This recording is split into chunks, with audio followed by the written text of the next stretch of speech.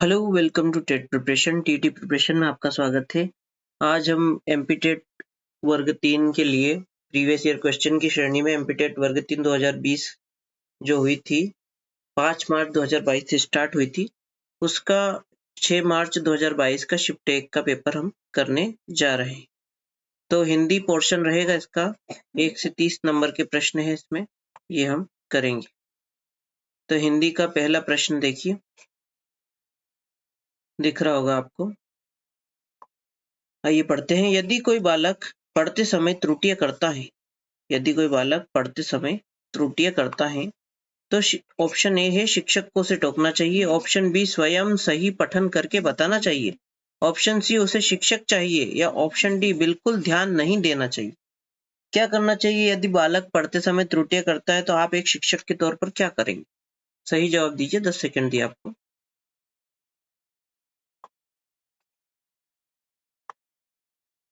तो सही जवाब हो जाएगा इसका स्वयं सही पठन करके बताना चाहिए कि इसको ऐसे पढ़ते, इसको ऐसे पढ़ते। ठीक, दूसरा वाला प्रश्न देखिए। प्रश्न क्रमांक 2 है, निम्न में से भाषाई विविधता के अंतर्गत रिक्त स्थान नहीं आता है। क्या नहीं आता है? भाषा की विविधता के अंतर्गत क्या नहीं आता है? ऑप्शन ए भाषा की कक्षा में एक संसाधन है भाषाई विविधता, तो बिल्कुल है। ऑप्शन बी हमारी कक्षाओं की वास्तविकता है, ठीक है। ऑप्शन सी बालकों के संज्ञानात्मक विकास की पहचान है। ऑप्शन डी शिक्षण सामग्री का प्रयोग है भाषा विविधता। क्या नहीं आता है इसके अंतर्गत आपको बताना है। सही जवाब दीजिए, 10 सेकंड दिए आपको।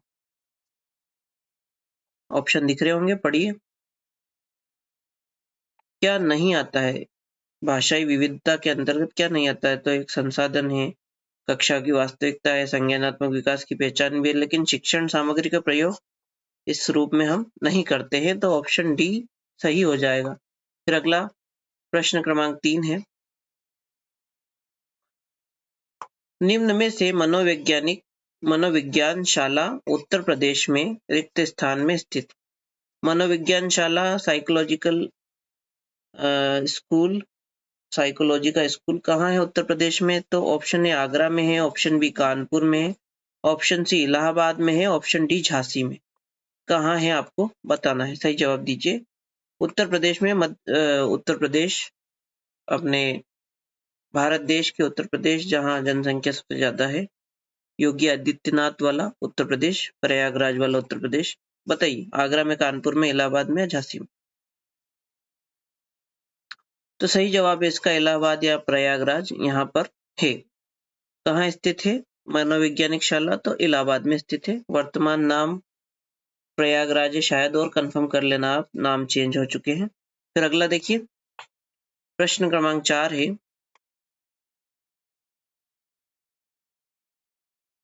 प्रश्न क्रमांक 4 है, भाषा सीखने सिखाने की प्रक्रिया में रिक्त स्थान का आधार मुख्य है। तो ऑप्शन ए पाठ्य पुस्तक का आधार मुख्य है, ऑप्शन बी समाज सांस्कृतिक परिवेश का आधार मुख्य है, ऑप्शन सी शिक्षक द्वारा अर्थ बताना ये मुख्य है, कि ऑप्शन डी समाज सांस्कृतिक परिवेश एवं शिक्षक द्वारा अर्थ बताना सब महत्वपूर्ण। सही जवाब दीजिए, 10 सेकेंड दिया आपको। पेडागोजी संबंधित प्रश्न है, हिंदी पेडागोजी संबंधित, बताइए। तो भाषा सीखने सिखाने की प्रक्रिया में क्या मुख्य आधार का मुख्य क्या है? का आधार मुख्य है, क्या मुख्य है? तो परिवेश मुख्य है, समाज सांस्कृतिक परिवेश मुख्य है। ऑप्शन बी सही हो जाएगा प्रश्न क्रमांक 4 का। प्रश्न क्रमांक 5 आधा इधर है, आधा इसके ऑप्शन इधर है। ठीक, पहले प्रश्न पढ़ लेते हैं हम। योगात्मक मूल्यांकन असेसमेंट से संबंधित है। योगात्मक मूल्यांकन क्या है? ऑप्शन ए साल में एक बार होता है योगात्मक मूल्यांकन। छोटा कर लेते हैं, देखिए 4 ऑप्शन दिख रहे होंगे आप। योगात्मक मूल्यांकन साल में एक बार होता है, ऑप्शन बी साल में 2 बार होता है, ऑप्शन सी साल में 3 बार होता है, ऑप्शन डी साल में 4 बार होता है। सही जवाब दीजिए, 10 सेकंड दिया आपको। योगात्मक मूल्यांकन शायद इंग्लिश में समेटिव असेसमेंट बोलते हैं। साल में कितनी बार होता है योगात्मक मूल्यांकन, ये आपको बताना है। सीसीई का पार्ट है, कंटिन्यूस एंड कॉम्प्रिहेंसिव एवोल्यूशन, उसके अंतर्गत आते हैं। तो प्रश्न क्रमांक 5 है, सही जवाब क्या हो जाएगा कि साल में 2 बार होते, हर 6 मंथ में होते, साल में 2 बार होता है। छठा वाला देखेंगे प्रश्न। छठा वाला प्रश्न है, एक बहुसांस्कृतिक पृष्ठभूमि वाली कक्षा में भाषा सीखने के बारे में कौन सा विचार उचित है? उचित है हमें बताना है। तो ऑप्शन ए, आधिकारिक पुस्तकों का निर्माण किया जाए। ऑप्शन बी, भाषा सिखाने के लिए व्याकरणिक नियमों का और अधिकाधिक प्रयोग होना चाहिए। ऑप्शन सी, भाषा परिवेश का निर्माण किया जाए ताकि भाषा अर्जन की सहज स्थिति बन सके। या ऑप्शन डी, बच्चों में भाषा सीखने की क्षमता बलपूर्वक विकसित करनी चाहिए। ये बिल्कुल नहीं हो सकता, आधिकारिक पुस्तकों का निर्माण किया जाए, ये भी उचित नहीं लग रहा है। भाषा सीखने के लिए व्याकरणिक नियमों का अधिक से अधिक प्रयोग किया जाए। तो व्याकरण तो हमने अंग्रेजी में पढ़ी है लेकिन बोल नहीं पाते हैं। अंग्रेजी की व्याकरण भी हमने पढ़ी है लेकिन बोल हम नहीं पाते हैं। तो सही जवाब हो जाएगा, भाषा परिवेश का निर्माण किया जाए ताकि भाषा अर्जन की सहज स्थिति बन सके। फिर अगला सातवां अच्छा प्रश्न है, स्वलीन विकार ऑटिस्टिक डिसऑर्डर, बच्चा स्वयं में खोया रहता है में बच्चा। ऑप्शन ए, अपने हाथ पैर हिलाने में कठिनाई का अनुभव करता है। ऑप्शन बी, सामाजिक अंतःक्रिया और संप्रेषण में कठिनाई का अनुभव करता है। ऑप्शन सी, अक्सर खाने से मना कर देता है। ऑप्शन डी, अपने ही कार्यों में लीन रहता है। सही जवाब दीजिए, 10 सेकंड दिए आपको। स्वलीन कारक ऑटिस्टिक बच्चा है। क्या है उसकी विशेषता? तो अपने हाथ पैर हिलाने में कठिनाई का अनुभव करता है, अक्सर खाने से मना कर देता है, अपने कार्य में लीन रहता है, या सामाजिक इंटरेक्शन नहीं कर पाता, संप्रेषण नहीं कर पाता, बातचीत नहीं कर पाता, कठिनाई का अनुभव करता है, ऑटिस्टिक बालक कहलाता है। तो सामाजिक अंतःक्रिया, बातचीत नहीं कर पाता है, संप्रेषण नहीं कर पाता है, दूसरों से घुल मिल नहीं पाता है, कठिनाई का अनुभव करता है, तो ऑप्शन बी वाला सही हो जाएगा, स्वलीन विकार वाला बालक कहलाएगा। फिर अगला प्रश्न क्रमांक 8वां है, भाषा शिक्षण का संप्रेषण परक उपागम। ऑप्शन ए, भाषिक संरचनाओं की जानकारी पर बल देता है। ऑप्शन बी, संदर्भ में भाषा प्रयोग की कुशलता पर बल देता है। ऑप्शन सी, मातृभाषा प्रयोग का निषेध करता है। ऑप्शन डी, बोलना कौशल पर बल देता है। तो भाषा शिक्षण का संप्रेषण जिसमें बातचीत परक उपागम है, ये किस पे बल देता है, ये आपको बताना है। बताइए, सही जवाब दीजिए, 10 सेकंड दिए आपको। तो क्या है, बोलने के कौशल पर बल देता है कि मातृभाषा के प्रयोग का निषेध करता है? ये बिल्कुल नहीं होता, बिल्कुल नहीं हो सकता। भाषिक संरचनाओं की जानकारी पर बल देता है? ये भी नहीं है। संदर्भ में भाषा प्रयोग की कुशलता पर बल देता है कि संदर्भ के अनुसार हम भाषा प्रयोग कर पाए। संप्रेषण का क्या है कि जो सवाल पूछा जाए उसके अनुसार जवाब दिया जाए। तो ये वाला सही हो जाएगा, ज्यादा सही ये वाला बी वाला लग रहा है कि संदर्भ में भाषा प्रयोग की कुशलता पर बल देता है। ऑप्शन बी सही हो जाएगा प्रश्न क्रमांक 8 का। फिर अगला है प्रश्न क्रमांक 9वां।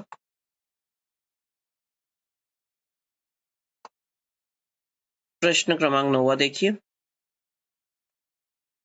प्राथमिक स्तर पर बच्चों को भाषा सिखाने का सर्वोपरि उद्देश्य है। ऑप्शन ए, मुहावरे लोकोक्तियों को ज्ञान प्राप्त करना। ऑप्शन बी, कहानी कविताओं के दोहराने की कुशलता का विकास करना। ऑप्शन सी, तेज प्रवाह के साथ पढ़ने की योग्यता का विकास करना है। ऑप्शन डी, अपनी बात को दूसरों के समक्ष अभिव्यक्त करने की कुशलता का विकास करना। सही जवाब दीजिए, 10 सेकंड दिए आपको। अच्छा सवाल है, प्राथमिक स्तर पर बच्चों को भाषा सिखाने, प्राथमिक स्तर मतलब पहली से 5वीं तक आप सिखा रहे बच्चों को भाषा, तो क्या उद्देश्य, सर्वोपरि उद्देश्य क्या है, सबसे ऊपर किस उद्देश्य को रखेंगे आप इनमें से? 4 ऑप्शन है, सही जवाब दीजिए, 10 सेकंड दिए आप।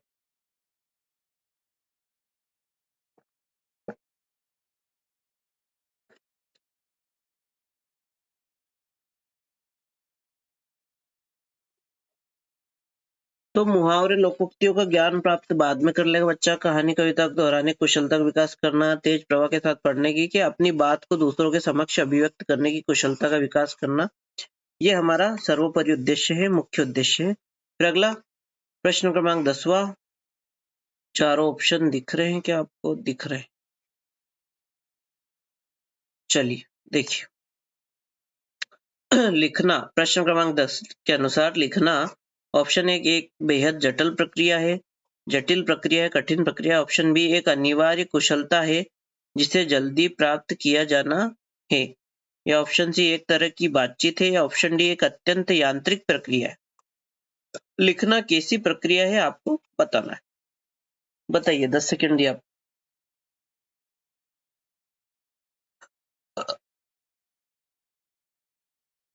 लिखना क्या है ये आपको बताना है।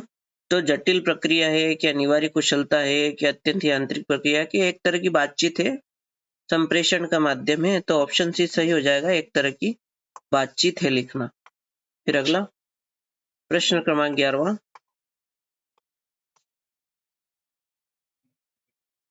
प्रश्न क्रमांक 11 देखेंगे। भाषा शिक्षण के अंतर्गत भाषा के अधिग्रहण हेतु प्रबल पक्ष कौन सा है? ऑप्शन ए केवल पढ़ना, ऑप्शन बी सुनना तथा पढ़ना, ऑप्शन सी केवल लिखना, ऑप्शन डी केवल सुनना। भाषा शिक्षण के अंतर्गत भाषा के अधिग्रहण करना, उसमें सबसे प्रबल पक्ष कौन सा है? अधिग्रहण कर रहे हैं आप, अंतर मन में उतार रहे हैं, तो सही जवाब क्या हो जाएगा? कौन सा क्वेश्चन प्रबल पक्ष के अंतर्गत आता है? पढ़ना के सुनना तथा पढ़ना, लिखना के सुनना, बताइए। और प्रश्न क्रमांक 11 है। तो अधिग्रहण करने के जो कौशल है वो सुनना और पढ़ना है, तो ऑप्शन बी सही हो जाएगा कि सुनना तथा पढ़ना, ये प्रबल पक्ष है अधिग्रहण के। फिर अगला प्रश्न क्रमांक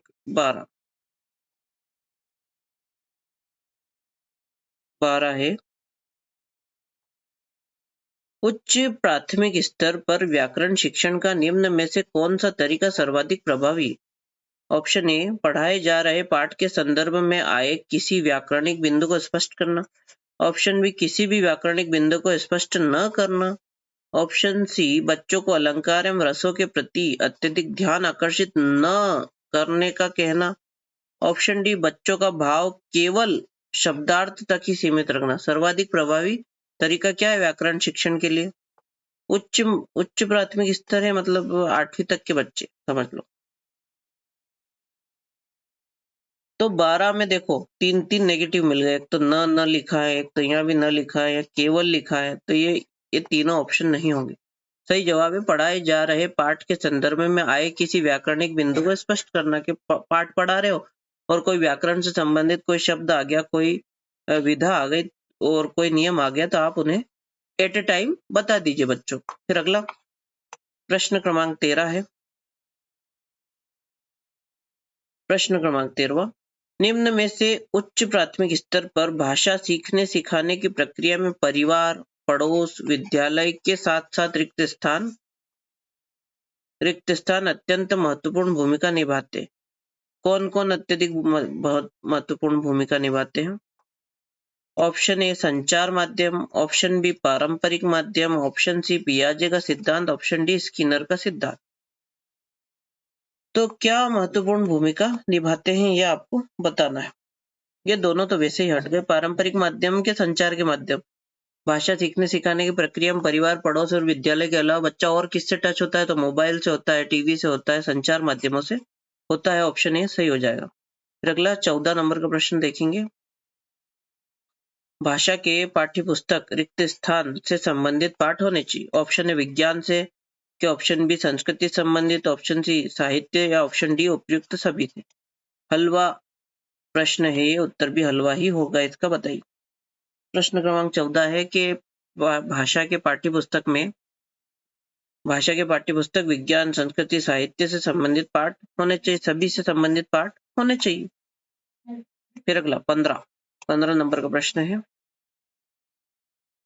देखिए, भाषा की कक्षा में समाचार पत्र पत्रिकाओं का उपयोग यह सुनिश्चित करता है कि ऑप्शन ए बच्चों की भाषा पर समाचार पत्र पत्रिकाओं का प्रभाव पड़े, ऑप्शन बी बच्चों को मुख्य शीर्षक याद है, ऑप्शन सी बच्चे प्रमाणित लेख समाचार आदि पर अपनी प्रतिक्रिया देने की क्षमता रखते हैं, ऑप्शन डी शिक्षण सामग्री का प्रयोग हो रहा है।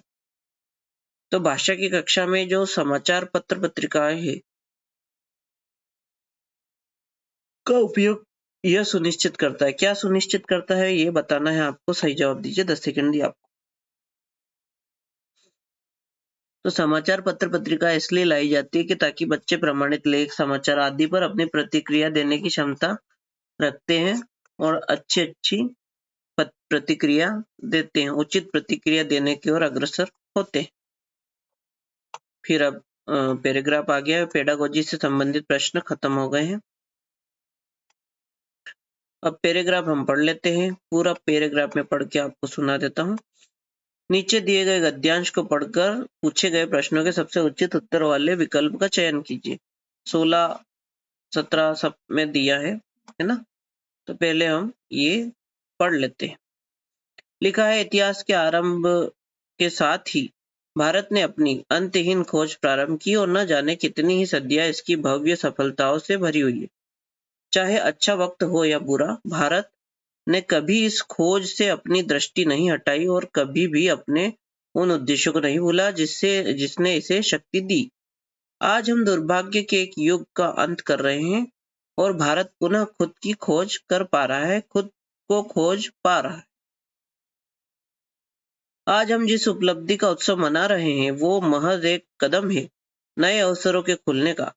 इससे भी बड़ी बड़ी उपलब्धियां हमारी प्रतीक्षा कर रही हैं। क्या हम में इतनी शक्ति और बुद्धिमत्ता है कि हम इस अवसर को समझें और भविष्य की चुनौतियों को स्वीकार करें।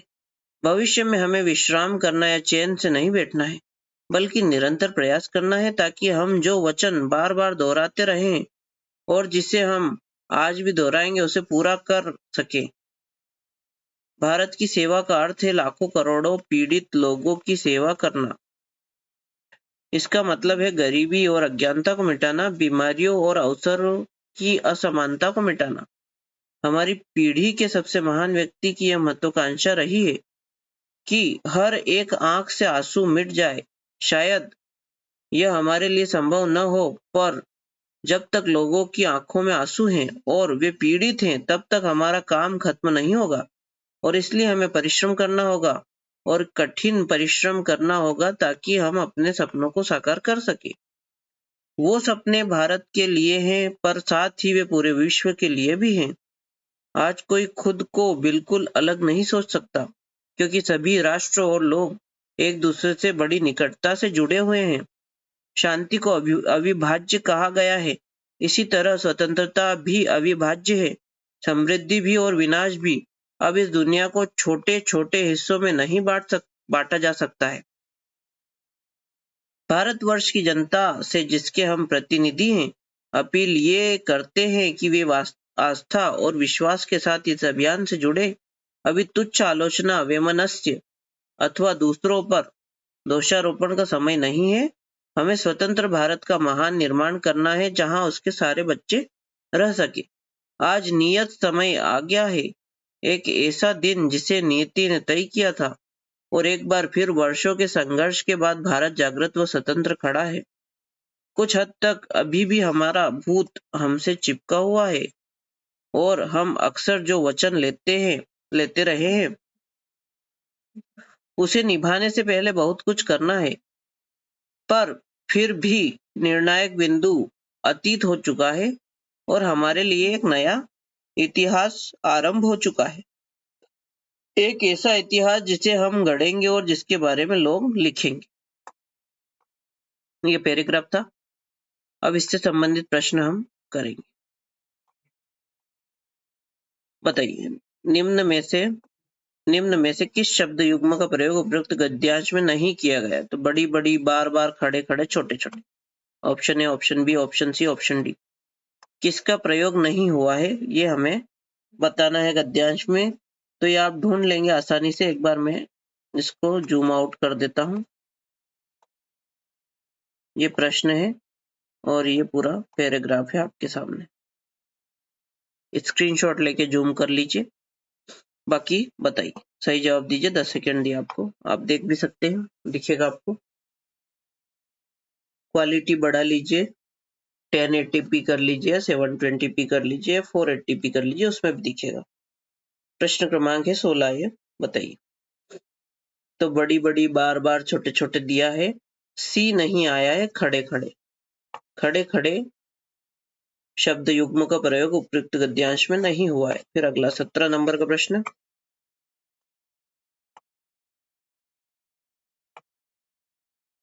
उपयुक्त गद्यांश के अनुसार अपने सपनों को साकार करने के लिए हमें क्या करना होगा? ऑप्शन ए कठिन परिश्रम करना होगा, ऑप्शन बी जागते रहना होगा, ऑप्शन सी निरंतर सपने देखते रहना होगा, या ऑप्शन डी लाखों करोड़ों पीड़ित लोगों की सेवा करना होगा।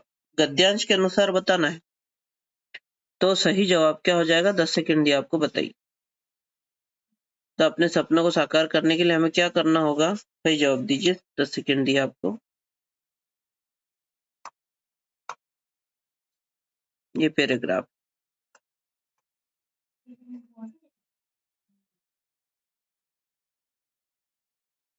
ये देखिए, बताइए क्या करना होगा?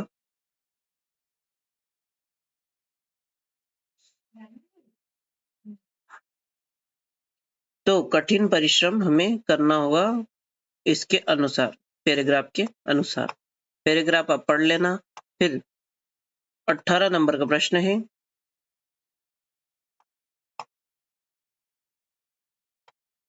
उपर्युक्त गद्यांश के अनुसार हमें स्वतंत्र भारत का महान निर्माण करना है जहां ऑप्शन ए उसके सारे बच्चे पढ़ सके, ऑप्शन बी उसके सारे बच्चे रह सके, ऑप्शन सी उसके सारे बच्चे खेल सके, ऑप्शन डी उसके सारे बच्चे न रह सके। तो बताइए, ये नीचे पैराग्राफ दिया है,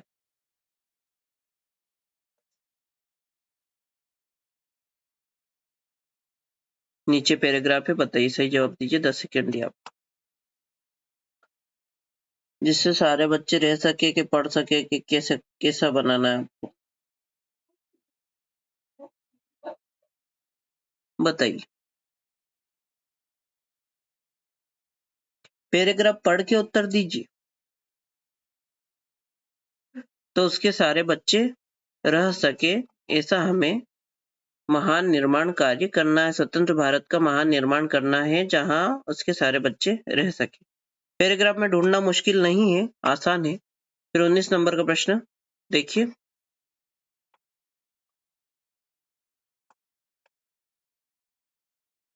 ये 19 नंबर का प्रश्न है, उपयुक्त गद्यांश के अनुसार निम्न में से असत्य कथन का चयन करना है। ऑप्शन ए भविष्य में हमें विश्राम करना या चैन से नहीं बैठना है बल्कि निरंतर प्रयास करना, बिल्कुल सही है। ऑप्शन बी आज हम जिस उपलब्धि का उत्सव मना रहे हैं वो महज एक कदम है नया अवसर खुलने का। ऑप्शन सी हमें स्वतंत्र भारत का महान निर्माण करना है जहां उसके सारे बच्चे पढ़ सके। पिछले प्रश्न में अपन ने सही जवाब किया है रह सके। ऑप्शन डी, आज कोई खुद को बिल्कुल अलग नहीं सोच सकता क्योंकि सभी राष्ट्र लोग एक दूसरे से बड़ी निकटता से जुड़े हुए हैं। सही जवाब दीजिए। 10 सेकंड दिया आपको। बड़ा ही हलवा प्रश्न है, सही जवाब दीजिए। इसमें लिखा पढ़ सके, यहाँ होता रह सके, तो यही असत्य है, बाकी सब सत्य है। ठीक, अगला,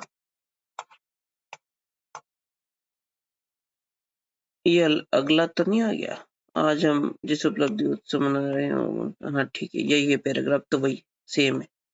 20 वाला प्रश्न, निम्न में से द्रव्यवाचक संज्ञा शब्द का चयन कीजिए। ऑप्शन ए कक्षा, ऑप्शन बी हरियाली, option C Ganga, option D पानी। द्रव्य मतलब पदार्थ वाली, पदार्थवाचक संज्ञा कौन सा पदार्थ है इनमें से वो आपको बताना है। तो गंगा नाम है, हरियाली हरियाली पेड़ पौधों वाली, कक्षा भी एक कक्ष का नाम है, पानी जो है वो द्रव्यवाचक संज्ञा है या पदार्थ है। पानी क्या है? पदार्थ। पानी पीते हैं ना आप, पीने वाली चीज पदार्थ, पदार्थ है ना, H2 पदार्थ है। चलिए अगला, अगला 21 नंबर का प्रश्न, 21 नंबर का प्रश्न देखिए, निम्न में से वाक्य जिसमें हानि या अनर्थ का भय न हो के लिए शब्द का चयन कीजिए। हानि या अनर्थ का भय न हो, जिसमें हानि न हो या जिसमें अनर्थ न हो। ऑप्शन ए निरापद, ऑप्शन बी गमक, ऑप्शन सी कुलेल, ऑप्शन डी निर्निमेष। निर्निमेष सही जवाब दीजिए। 10 सेकंड दिया आप। प्रश्न क्रमांक 21 से सही जवाब देना है। तो जिसमें हानि अनर्थ न हो वो निरापद कहलाएगा। क्या कहलाएगा? निरापद। निरापद। निरापद। फिर अगला 22 नंबर का प्रश्न है। उपयुक्त गद्यांश के अनुसार हमारी पीढ़ी की सबसे महान व्यक्ति की महत्वाकांक्षा रही है कि हर एक व्यक्ति वृक्षारोपण करे, कि हर एक आंख से आंसू मिट जाए, कि हर एक व्यक्ति कलाकार बन जाए, कि हर एक महिला को उसके पूर्ण अधिकार मिल जाए। तो ये तीनों बातें नहीं कही गई है इसमें। इसमें कही गई कि आंसू मिट जाए। 22 नंबर का प्रश्न है, बी वाला सही जवाब हो जाएगा कि हर एक आंख से आंसू मिट जाए। 23 नंबर का प्रश्न है, निम्न में से कौन सा शब्द प्रत्यय का प्रयोग कर बनाया गया है? तो उपसर्ग की तो मूंछ होती है, प्रत्यय की पूंछ होती है। उपसर्ग की मूंछ, प्रत्यय की पूंछ। मूंछ आगे होती है, प्रत्यय पीछे होता है। पीछे जो लगे वो प्रत्यय, शब्द के पीछे लगे प्रत्यय, शब्द के आगे लगे उपसर्ग। तो प्रत्यय का प्रयोग कर बनाया गया। बालक, ऑप्शन ए बालक, ऑप्शन बी अभियान, ऑप्शन सी उपयुक्त, ऑप्शन डी परामर्श। बताइए। प्रत्यय पीछे लगता है तो कौन सा शब्द लगा है पीछे? 23 नंबर का प्रश्न है।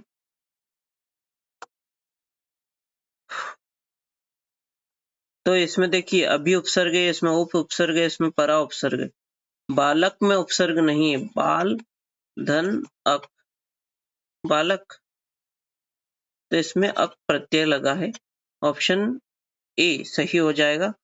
इसमें अभी उपसर्ग है, उप उपसर्ग है और परा उपसर्ग है। उपसर्ग बहुत सारे हैं कि प्रपरा अपसम अनुपनि, प्रपरा अपसम अनुवनिशनिर, ये तो संस्कृत के हैं। हालांकि उपसर्ग आप याद कर लीजिए, बहुत सारे हैं। फिर अगला पैराग्राफ आ गया है हमारे पास, कविता आ गई है। काव्यांश को पढ़कर पूछे गए प्रश्नों के उत्तर का चयन कीजिए। काव्यांश हम पढ़ लेंगे। ये रहा काव्यांश पूरा आपके पास। आ रही रवि की सवारी, नव किरण का रथ सजा है, कली कुसुम से पथ सजा है, बादलों से अनुचरों ने स्वर्ण की पोशाक धारी। आ रही रवि की सवारी, विहंग बंदी और चारण गा रहे हैं कीर्ति गायन, छोड़कर मैदान भागी तारकों की फौज सारी। आ रही है, आ रही रवि की सवारी, चाहता उछलू विजय कह, पर ठिठकता देख कर यह, रात का राजा खड़ा है राय में बनकर भिखारी। आ रही रवि की सवारी। इस पर आधारित प्रश्न है कि बादलों को किसकी उपमा दी गई है? बादलों को किसकी उपमा दी गई है? तो पहले प्रश्न पढ़ लेते हैं हम अच्छे से। ऑप्शन ए नवकिरण की, ऑप्शन बी राजा की, ऑप्शन सी बंदी की, ऑप्शन डी अनुचरों की। तो बादलों को किसकी उपमा दी गई है ये आपको देखना है। देखिए ये काव्यांश है और ये नीचे आपका प्रश्न है। बताइए। सही जवाब दीजिए। 10 सेकंड दिया आपको। बादलों को किसकी उपमा दी है? बादलों से अनुचरों ने स्वर्ण की पोशाक धारी। बताइए। Option A B C D में से बताइए। तो लिखा है यहाँ बादलों से अनुचरों ने स्वर्ण की पोशाक धारी। तो बादलों किसकी उपमा दी गई? अनुचरों की। किसकी? अनुचरों की। ऑप्शन डी सही हो जाएगा। प्रश्न क्रमांक 25 हम पढ़ेंगे। कवि ने रथ का राजा किसे कहा है? कवि ने रात का राजा किसे कहा है? ऑप्शन ए सूर्य को, ऑप्शन बी मेघ को, ऑप्शन सी चंद्रमा को, ऑप्शन डी तारे। किसे कहा है ये आपको बताना है। नीचे गद्यांश है आपके, बताइए। पद्यांश है आपके, बताइए। पद्यांश है, पद्य पद्यांश है, काव्यांश पद्यांश। पद्य जो गाकर सुनाया जाए, गद्य जो बोलकर बताया जाए या पढ़ा जाए। रात का राजा किसे कहा है? तो आ रही रवि की सवारी, नव किरण का रथ सजा है,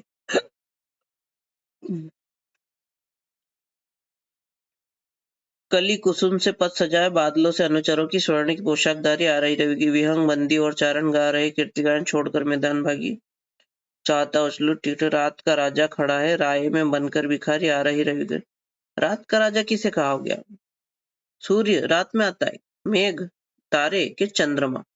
तो सही जवाब हो जाएगा चंद्रमा को रात का राजा कहा है। या चंद्रमा कहीं लिखा नहीं है, लेकिन आपको ये काव्यांश पढ़कर समझना है।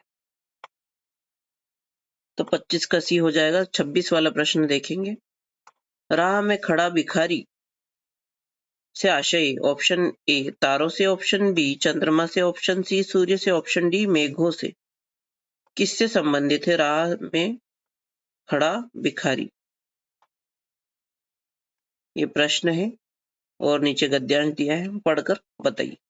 सही जवाब दीजिए। 10 सेकंड दिया आपको। राह में खड़ा भिखारी तारों से संबंधित है कि चंद्रमा से आशय है कि सूर्य से आशय कि मेघ से आशय है? किसको कहा है? रात का राजा खड़ा है राय में बनकर भिखारी। रात का राजा अभी कौन किसको बोला था अपन ने? रात का राजा जिसको बोला था वही राह में बनकर भिखारी खड़ा है। तो रात का राजा हमने चंद्रमा को कहा था और चंद्रमा ही भिखारी बनकर खड़ा है इस कविता के अनुसार। ठीक, ऑप्शन बी सही हो जाएगा 26 का। 27 नंबर का प्रश्न है, पोशाक का बहुवचन होगा। पोशाक का बहुवचन क्या होगा? ऑप्शन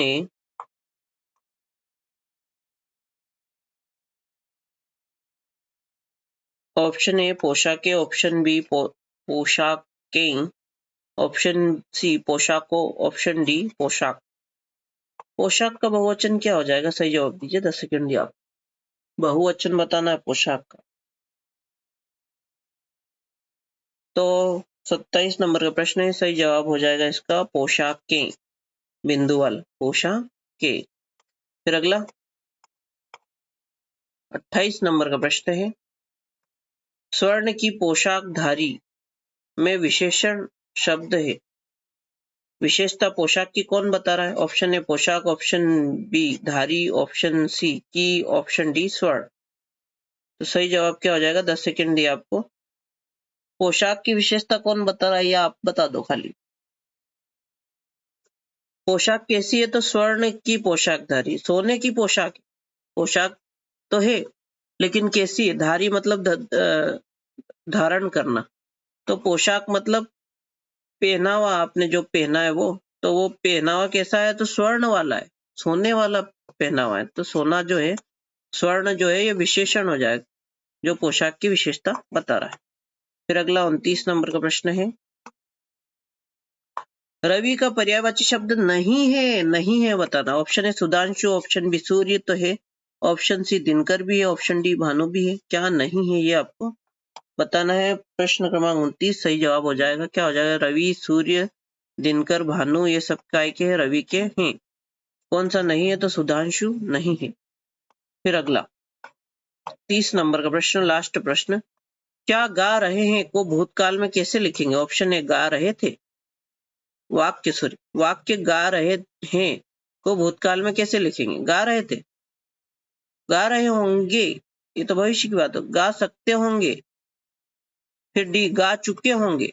गा रहे हैं, अभी गा रहे हैं, और गा चुके होंगे, क्या होगा? सही जवाब क्या होगा? भूतकाल में। इतना लड्डू सा प्रश्न दिया है, बताइए। सही जवाब दीजिए। 10 सेकंड दिया। गा रहे हैं, अभी गा रहे हैं, और 1 घंटे पहले गा चुके होंगे कि गा चुके थे या गा रहे थे? अभी गा रहे हैं, मान लो अभी 12 बजे, तो 12 बजे अभी वर्तमान में 12 बजे अभी गा रहे हैं, अभी अपने आपके सामने गा रहे हैं कुछ लोग। और 1 घंटे पहले गा रहे थे, तो गा रहे थे आएगा। ठीक, सही जवाब हो गया। 10 से ठीक 30 प्रश्न हो गए हैं। धन्यवाद। जय हिंद, जय भारत, वंदे मातरम।